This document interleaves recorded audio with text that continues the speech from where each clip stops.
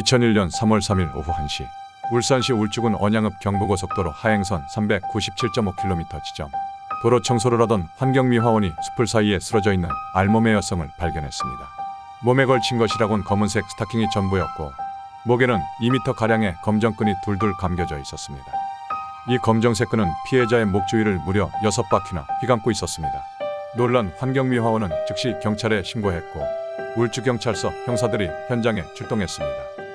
경찰은 피해자의 지문을 채취해 인적사항을 확인하는 한편 국립과학수사연구소에 사체 부검을 의뢰했습니다.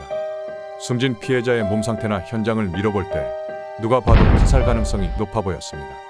살해 현장에서 자신의 억울함을 알리기 위해 피해자가 남긴 다잉 메시지인 걸까? 다행히 그녀의 몸은 타살의 흔적을 고스란히 머금고 있었습니다. 우선 여성의 몸 안에서는 정액이 검출됐습니다. 또 목이 졸려지는 순간 몸부림치며 거세게 반항한 탓인지 목 주위 피부가 벗겨진 큰 상처도 보였습니다. 피부 및 출혈도 심했습니다. 누군가가 강하게 목을 졸랐다는 증거였습니다. 얼굴엔 피가 흐르지 못해 생기는 우열이 심하게 나타나 있었고 눈꺼풀 결막에는 일혈점이 생겼습니다. 일혈점은 내부 출혈에 따른 좁쌀 같은 반점을 말합니다. 한눈에 봐도 외부 압박, 그러니까 목을 강하게 조르는 바람에 질식사한 것으로 보였습니다. 그런데 부검이 진행되는 과정에서 부검을 맡은 의사는 이상한 점을 발견했습니다.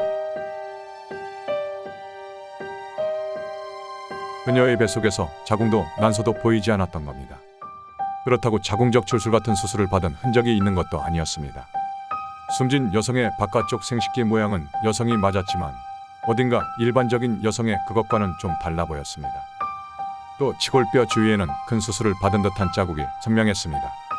여기에다 오른쪽과 왼쪽 가슴에는 각각 250cc와 230cc의 실리콘 주머니가 자리 잡고 있었습니다. 가슴 확대 수술을 받은 흔적입니다.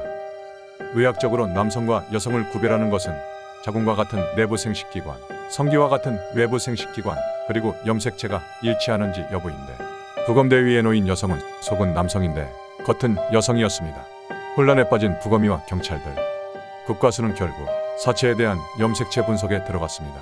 치아의 범낭질에 있는 단백질인 에멜로게닌을 떼내서 검사한 결과 피해자의 23번째 성염색체에선 남성 염색체인 XY 염색체가 나왔습니다. 사체 부검 이후 경찰이 실시한 지문감식 결과도 뜻밖의 남성이었습니다.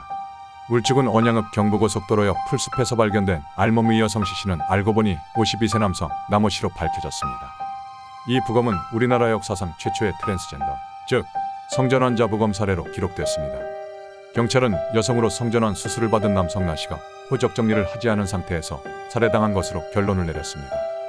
우여곡절 끝에 피해자의 성별과 신원은 확인했지만 수사는 지지부진했습니다. 특히 피해자의 몸에서 나온 정액을 통해 용의자의 DNA를 채취하는 데 성공하기는 했지만 경찰 용의선상에 오른 사람들과는 일치하지 않았습니다.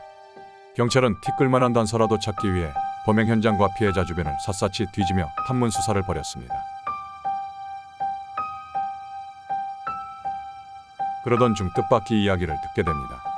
숨진 나 씨가 여성으로 성전환 수술을 받은 뒤 언양 고속도로 휴게소에서 화물차 기사들을 상대로 성매매를 해왔다는 정보를 입수했습니다.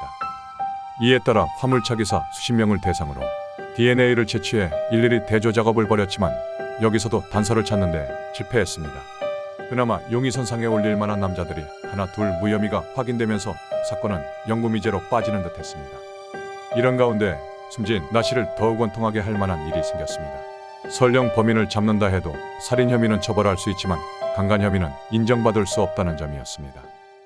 우리나라 형법 제297조는 폭행 또는 협박으로 부녀를 강간한 자는 3년 이상의 유기징역에 처한다라고 되어 있는데 이를 뒤집어보면 피해자가 부녀자가 아니라면 가해자를 강간으로 처벌할 수 없다는 해석이 가능했기 때문입니다. 그나마 강제추행으로 처벌은 가능했지만 이럴 경우 법원이 내릴 수 있는 형량은 6개월에서 최고 2년에 불과했습니다. 강간으로 처벌했을 때 받는 기본 형량 2년 6개월에서 4년 6개월의 절반에도 못 미치는 겁니다. 범죄로 인해 목숨을 잃은 것도 억울한데 붙잡힌 범인이 처벌을 가볍게 받는다면 범인의 죄책감은 가벼워질 것이고 숨진 피해자에게는 이보다 더 원통한 일이 없는 것입니다. 그로부터 7년여가 지난 2008년 6월 18일 전남 광양경찰서 형사계에 당시 39살 이모 씨가 폭행 혐의로 붙들려 왔습니다. 이 씨는 평소 자신이 따라다니던 식당 여종업원 43살 하모 씨의 집에 몰래 들어갔다가 도망쳤는데 이를 따지러 온 하 씨의 아들과 친구를 때린 혐의로 입건됐습니다. 경찰 조사 과정에서 이 씨는 무단 침입은 물론 폭행도 한 적이 없다며 발뺌을 했습니다. 경찰은 그러나 이 씨가 성폭력 전과가 있다는 점 등을 고려해 하씨 집 앞에서 발견된 담배꽁초와 이 씨의 구강상 피세포를 채취해 국과수에 보냈습니다. 그런데 국과수의 감정 결과를 받아든 경찰은 깜짝 놀라고 말았습니다. 폭행용이자 이 씨의 상피세포 유전자형이 7년 전 숨진 나 씨의 시신에서 발견됐던 정액 유전자형과 정확히 일치했습니다. 무려 7년간 풀리지 않던 살인사건이 미스터리가 우연한 사건을 계기로 단숨에 해결된 것입니다. 이 씨는 숨진 나 씨와 성매매를 하던 중 트랜스젠더인 사실을 뒤늦게 알고 다투다 홧김에 살해한 뒤 시신을 경부고속도로 옆 풀숲에 버린 것으로 알려졌습니다.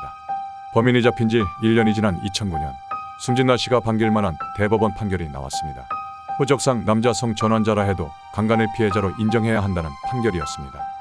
대법원은 어릴 때부터 여성으로서 성적 정체성을 갖고 살아오던 중 성전환 수술을 받았고 여성으로 성적 정체성을 보유하고 있다면 형법이 정한 강간죄의 객체인 부녀에 해당한다고 판단했습니다.